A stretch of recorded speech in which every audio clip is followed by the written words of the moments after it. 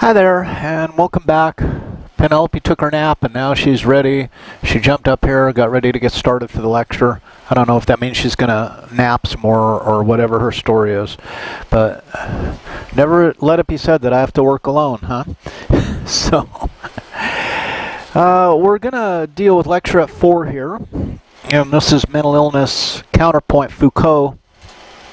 And you've had an opportunity to read, I hope, about mental disorders, their classification, and the treatment. And now that we've done that, I think it's appropriate that we maybe try and toss the whole thing aside and come at it from a completely different angle. Are you guys in for some dangerous ideas? Because I think Michel Foucault represents some dangerous thinking. And as a deconstructionist, talking about how we create, how concepts create the way we behave towards others, and how we might use those to demonstrate power over others.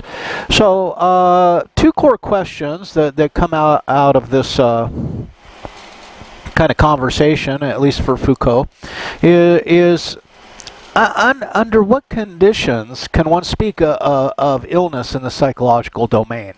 You say, well, what on earth does that mean? And much of Foucault's writing, you have to kind of step back and say, what on earth does that mean?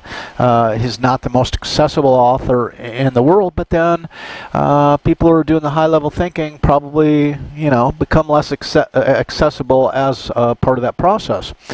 So what relations can one define between the facts of mental pathology and of organic pathology? And that's kind of our jumping off point, is understanding the difference between mental illness and physical illness. And that's, we get that kind of critical dividing point there. Mental illness, let's ask the question, is it a defined construct? And it's not the same as organic or physical illness. Cancer is clearly diagnosable. We can go in, we can take a biopsy, we can look at the cancer cells under a microscope, and we know that those are going to perhaps multiply rapidly and do damage to the physical body, right? A bone is broken. We suspect a broken bone. We subject ourselves to an X-ray, and we can see clearly, man, this bone is broken. Look at that. The two pieces no longer meet, right? The response is straightforward. So in the case of cancer, maybe we kill or remove the cancer. Chemotherapy, surgery, radiation therapy, whatever it is, right? We excise the cancer, or we stop its growth, we diminish its size, and obviously there's a lot of new treatments, but it's very clear what it is we're attempting to do.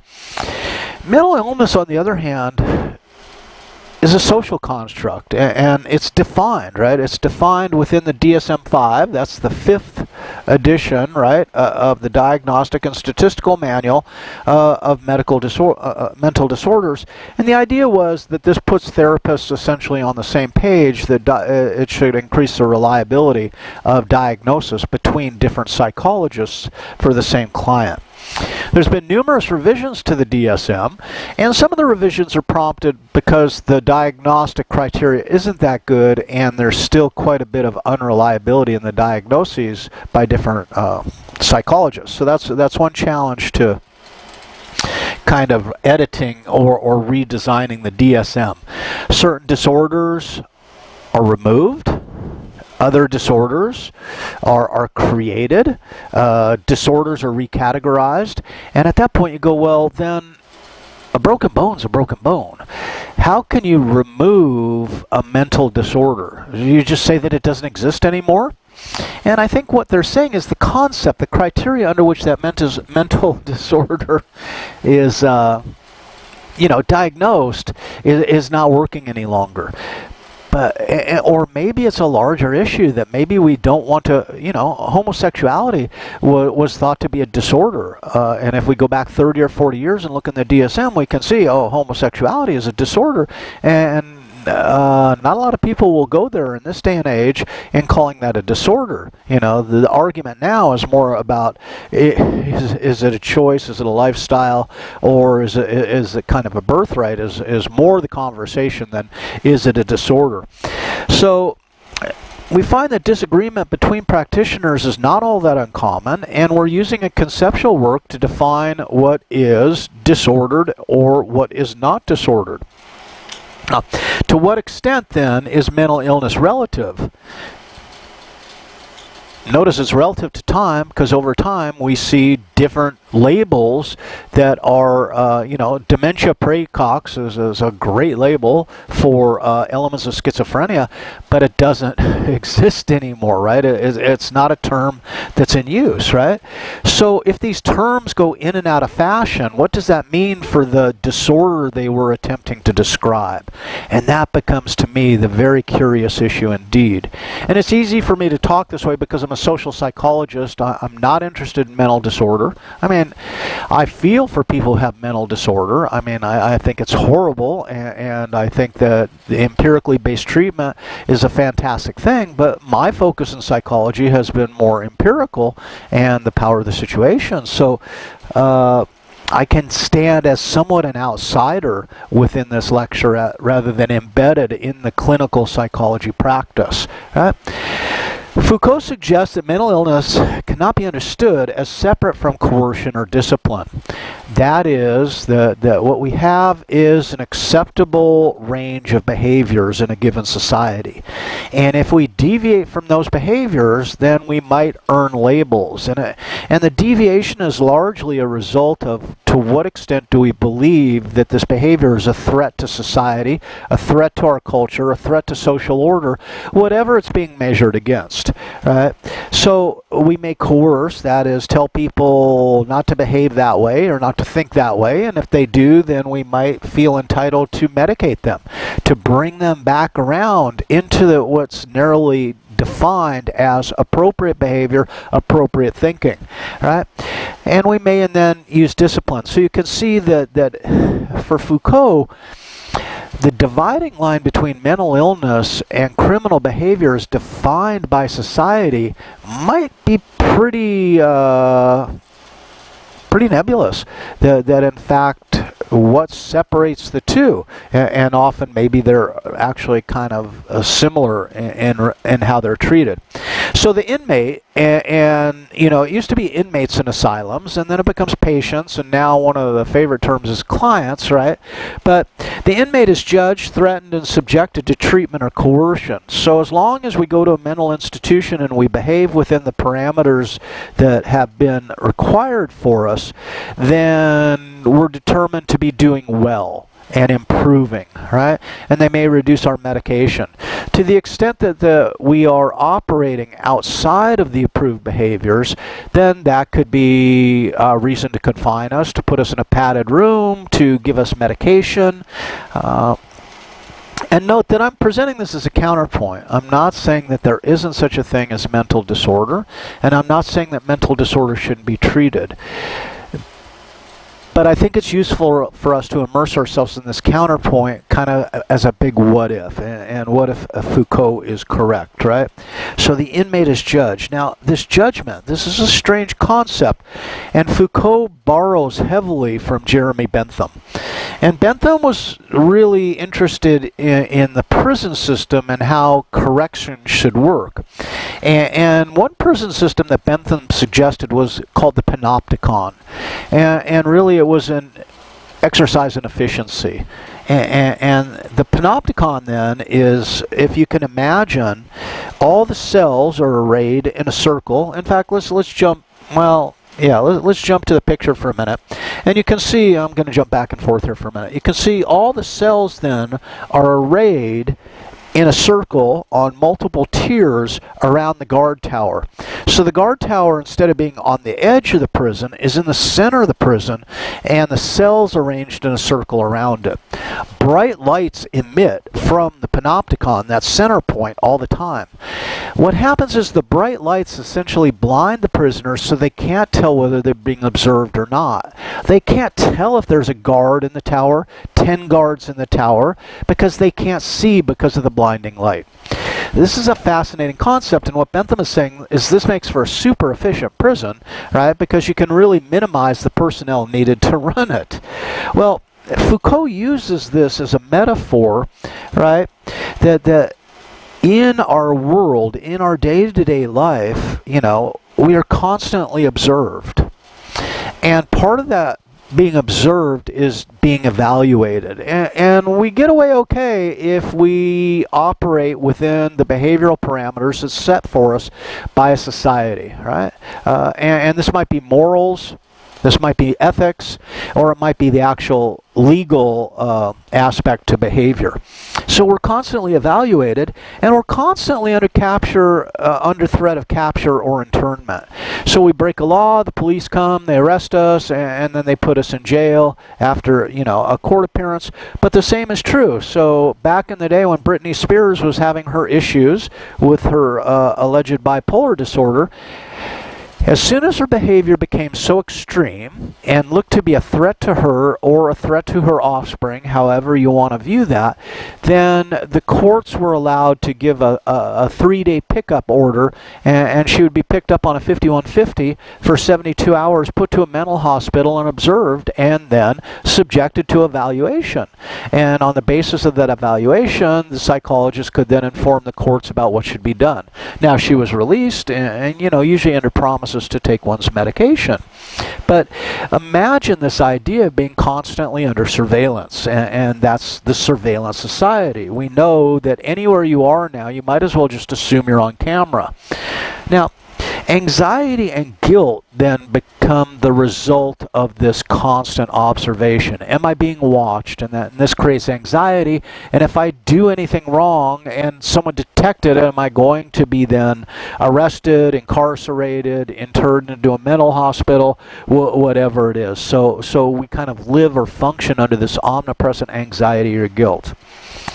As an aside, my neighbor just over there, right? So that's his front door is actually on the side of the house, and he bought a Ring doorbell, right? That mechanism they put on the door, and it's got a camera. And I remember the other day, not too long after he installed it, my neighbor, he's a good friend, and Jim says to me, "Hey Mark, I don't know what it matters, but I did install Ring, and it's got a perfect view of the side of your house in your backyard."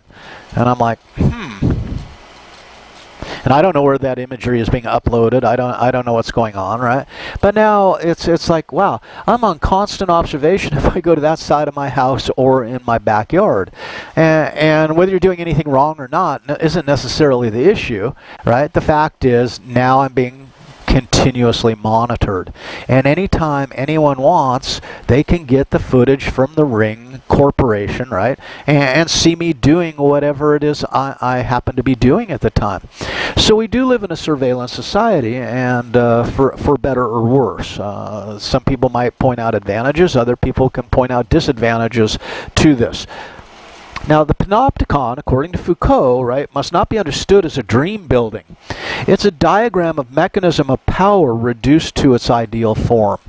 And that is those who set the diagnostic criteria, those who do the observation, those who do the evaluation hold the power and can have the potential to control our behavior. And to the extent that our behavior is deemed to be out of control, then they can subject us to sanctions. And those can be criminal sanctions or being picked up and put into a mental health facility.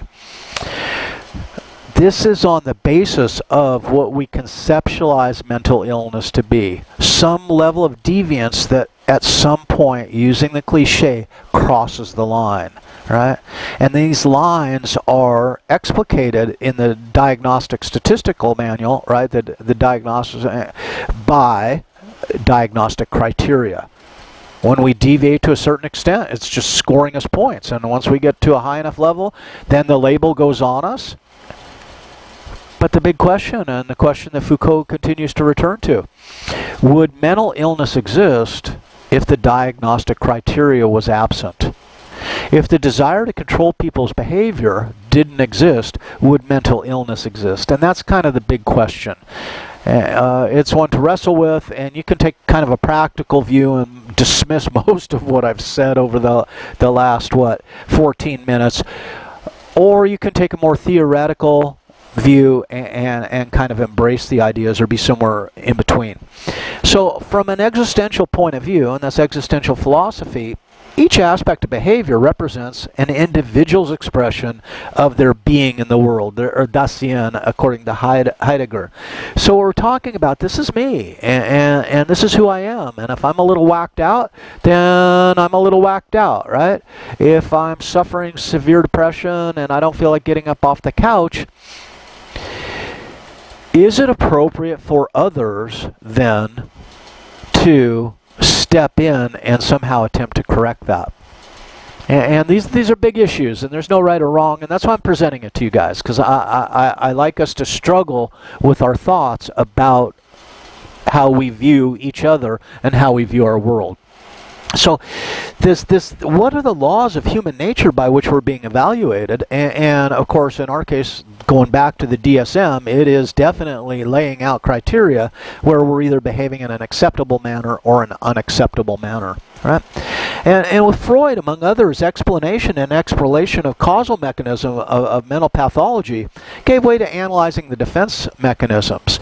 And this was problematic back then because it was hard to necessarily pinpoint or empirically verify where mental disorder originated.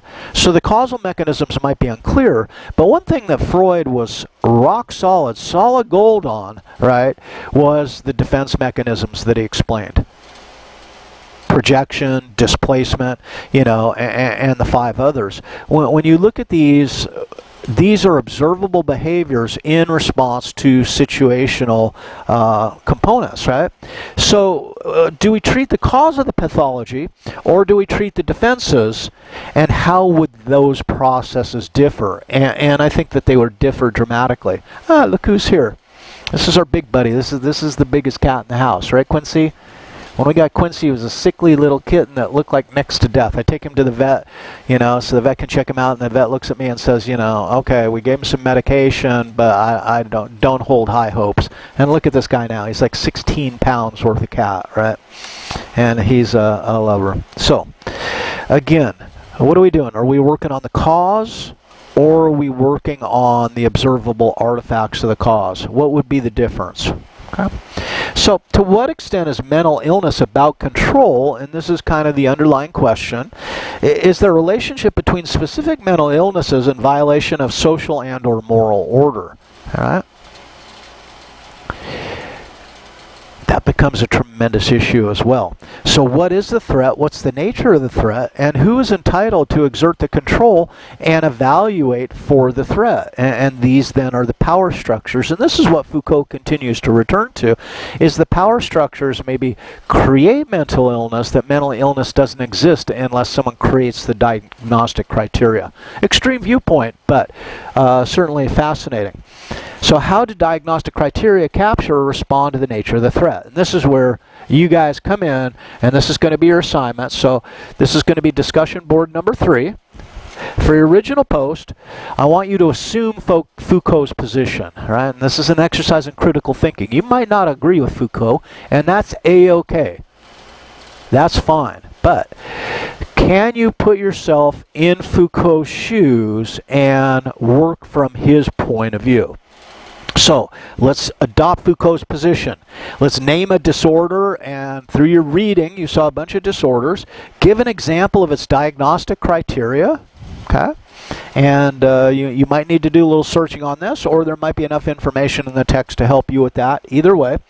And then offer a couple of examples of the violation of moral, ethical, societal, governmental violations related to that disorder. Because I think from there we can begin to see what the mechanism of control is and why the mechanism of control is being implemented. Okay? So that would be the original post. And remember, original post goes when? I think according to our schedule, it's Wednesdays, right? Original posts are due. And then Friday is the response day. Now, then the part 2 is for your response. Select an original post, obviously not your own. Assume a position of disagreement to Foucault, so you get to play both sides in this. Justify the existence of the disorder. The disorder exists, and its diagnostic criteria and the way it's treated. So make a justification. But throughout, respectively acknowledge the original poster's position. Right? And this is a great way to converse, especially in tough issues, you know, I understand what you're saying. I see where you're coming from. And then explain to it, paraphrase it, and then, of course, get back and make your point, right? So, post, respond, good for a discussion board. Finally, what do we need to know better to understand Foucault's position and more fairly approach the phenomenon of mental illness? And this final question then is kind of a conjecture. What do you think mental illness is, right? And how can we better understand what it is and how it's employed? The concept of mental illness is employed within our society. So we're taking the big picture here. We're not in this assignment, not looking so much at the details, but taking kind of a big philosophical picture. If you got any questions, when are you going to ask? Where are you going to ask? Well, let's bring it up at our Zoom session, our class Zoom session, or come on down to office hours. And that's all I got for you. Here's some titles from Foucault. You can see kind of a general theme. There's much more to Foucault than just this. But let's hope we spend our time with Foucault well and enjoy it. And Penelope is going to say goodbye. Penelope, what do you say? That's what she says.